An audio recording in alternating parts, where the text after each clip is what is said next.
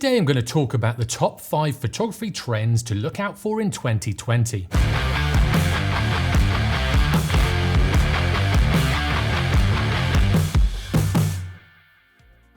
Trends do come and go. Some stay for a while and others are over before you know it.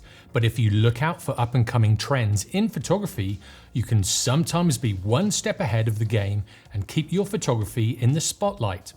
So today I've done a bit of research and come up with 5 trends I think are going to really push forward in 2020.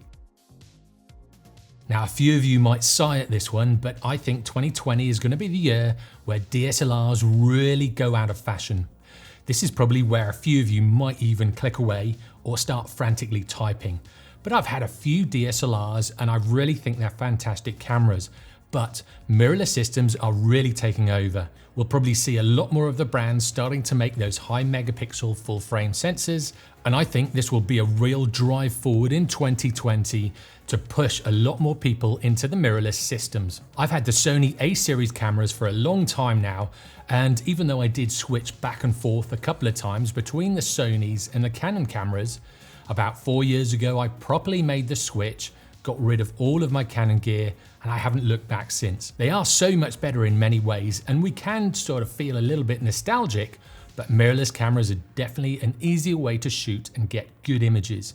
From seeing your shots before having taken them, to having blazingly fast autofocus systems that are not restricted to, say, a few crosshairs or a few points in the viewfinder. Like I've already said, I'm hoping Canon do come out with a really high megapixel EOS R to really rival the Sony AR series of cameras. We do need a little bit of competition, and this would be great for the industry. And if only Nikon would just up their game and take mirrorless seriously, then we'd have a proper brand war on our hands. The next trend I think that will develop is 360 cameras. I have a 360 camera and I know a lot of other people have one as well. And even though the resolution isn't quite there yet, I think the 360 camera will really start to dominate the action camera world as they get past, say, 30 to 40 megapixels for stills, and once they push past 10K for video, and I'm talking about the whole sphere. Then this means you can photograph absolutely everything and get a smaller crop afterwards from the whole sphere. It will eliminate the need to point your camera in exactly the right direction. You just hit record and then frame it up exactly how you want later when editing. I've used my 360 camera quite a lot for mountain biking, and what you can do is literally just attach the camera to yourself and then go riding and not have to worry about it. I've shot with a GoPro quite a lot, and every now and then when you go over, say, a big drop or you hit the ground really hard, what'll happen is the camera might move and you might not notice it. When this does happen, you'll end up with footage of your feet or the ground or something like that. With a 360 camera, this isn't a problem. The camera might move, but it'll still be recording that whole sphere. So for action camera work, this is fantastic. And actually B-roll as well. I shoot a lot of my B-roll with a 360 camera. I don't have to worry about framing it up, and I can get those shots really quickly and really easily. Now the next trend I think is going to develop more in 2020 is taking photos from videos. It has been done for quite a while now, but as the resolution of video increases, so will the likelihood of grabbing photos from video. Now this won't be a huge trend, but it will be one to keep an eye out for.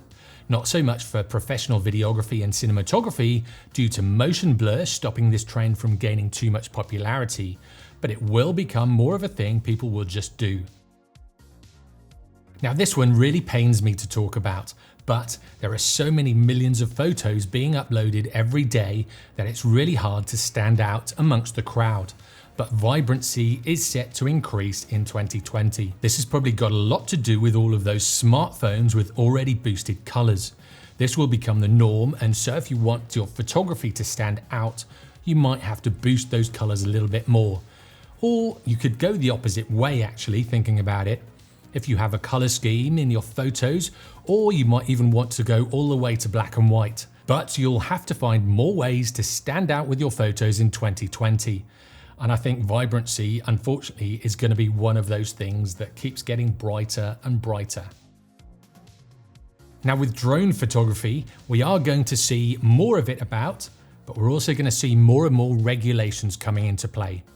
I live in Dubai and I've registered my drone here so I can fly it in all of the non-restricted areas. We're also flying back to the UK over Christmas, and now I'm going to have to register it at home as well. So if you are in the UK or you're going to be visiting, you will have to register your drone. And if you need a license to fish, which you do in most countries, you really should have a license to fly. All it really takes is one idiot to fly it over an airport or something like that to ruin it for all of us. And this has happened time and time again. So I think countries are trying to regulate it, but also trying to let us hobbyist flyers actually get our drones in the air and still get some great footage and still have some fun with drones. In saying that, in 2020, I also think that drones will become more automated through the year. And I think it will be the year of AI being introduced into drone technology. The one I'm really interested in already is the Skydio 2. That has a lot of the same technology there is already in self-driving cars. This will be fantastic for mountain biking and all kind of extreme sports, where you'll be able to have your own pet drone taking photos of you and videos of you wherever you go. If you don't know what the Skydio 2 is, click on the eye in the corner or the link in the description to another video. It looks like a fantastic drone, and this technology is only set to develop more and more. Now, what do you think? Are there any trends I've missed, or do you think I'm wrong with any of these? Let me know in the comments below. It'll be great to hear your thoughts. And I'll see you next time.